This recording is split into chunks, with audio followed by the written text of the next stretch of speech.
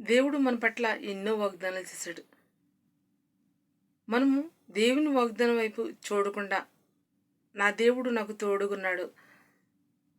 నా దేవుడు నాకు ఈ వాగ్దానం చేశాడు కదా! తప్పకుండా నాకు ఈ కష్టం నుంచి దేవుడు తప్పిస్తాడు అనే విశ్వాసం మనలో లేకుండా, మనం కొన్నిసార్లు మనకు కష్టం వచ్చినప్పుడు దేవుని వైపు చూడకుండా మనము మనం దేవునికి దూరం అయిపోతూ ఉంటాం. కానీ దేవుడు చేసిన వాగ్దానము దేవుడు మాత్రం ఎన్నడూ మర్చిపోడండి. దేవుడు మన పట్ల ఆ వాగ్దానాన్ని నెరవేర్చేవాడు. దేవుడు అబ్రహాంకి వాగ్దానం చేశాడు. ఇజ్రాయేలీ ప్రజలు వారి కాని దేశంలో వారు బానిసత్వంగా పనిచేస్తారు. అక్కడ వారికి తీర్పు తీర్చి వారిని నేను విడిపిస్తాను అని దేవుడు అబ్రహాంకి వాగ్దానం చేశాడు. అబ్రహాము లేనప్పటికీ కూడా మోషే ద్వారా దేవుడు మరి ఇజ్రాయేలీ ప్రజల్ని విడిపించాడు. ఐగుప్తి ఐగుప్తి రాజుకి తీర్పు తీర్చి అక్కడ వారికి శ్రమలు పెట్టి వారిని ఐగుప్తి ప్రజల్ని శ్రమలు పెట్టి ఇజ్రాయేల్ ప్రజల్ని విడిపించాడు. దేవుడు మర్చిపోడండి. దేవుడు చేసిన వాగ్దానం మర్చిపోలేదు కదా. దేవుడు చేసిన వాగ్దానం ఎన్నడూ మర్చిపోడు.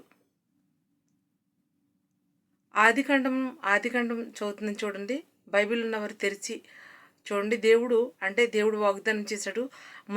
ముందుగానే దేవుడు వాగ్దానం చేశాడు. ఇజ్రాయేల్ ప్రజలు ఐగుప్తు దేశంలో మరి బానిసత్వంగా ఉంటారు, అక్కడ నేను తీర్పు తీరుతాను అని దేవుడు వాగ్దానం చేశాడు. ఆ వాగ్దానాన్ని నేను చదువుతున్నాను. మీరు బైబిల్ ఉంటే కనుక తెరిచి చూడండి. ఆదికాండము 15వ అధ్యాయము 13వ వచనము. ఆయన నీ సంతతి వారును తమది కాని ప్రదేశమందు నివాసించి ఆ దేశపు వారికి దాసులుగా నుందురు. వారు 400 ఏండ్లు వారిని శ్రమ పెట్టుదురు. వీరు ఎవరికి దాసులుగా ఉందురో ఆ జనమునకు నేను తీర్పు తీర్చుదును. తరువాత వారు మిక్కిలి సంతోషముతో బయలుదేరి వచ్చుదురు. దేవుడు వాగ్దానం చేశాడు కదండి. ఆ వాగ్దానాన్ని దేవుడు నెరవేర్చాడు. నేను ఐగుప్తు ప్రజలకు నేను తీర్పు తీరుస్తాను, ఇజ్రాయేల్ ప్రజల్ని నేను విడిపిస్తాను అన్నాడు దేవుడు.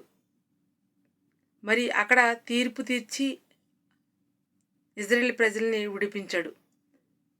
దేవుడు చేసిన వాగ్దానము ఎన్నడూ ఆయన నెరవేర్చకుండా ఉండడు.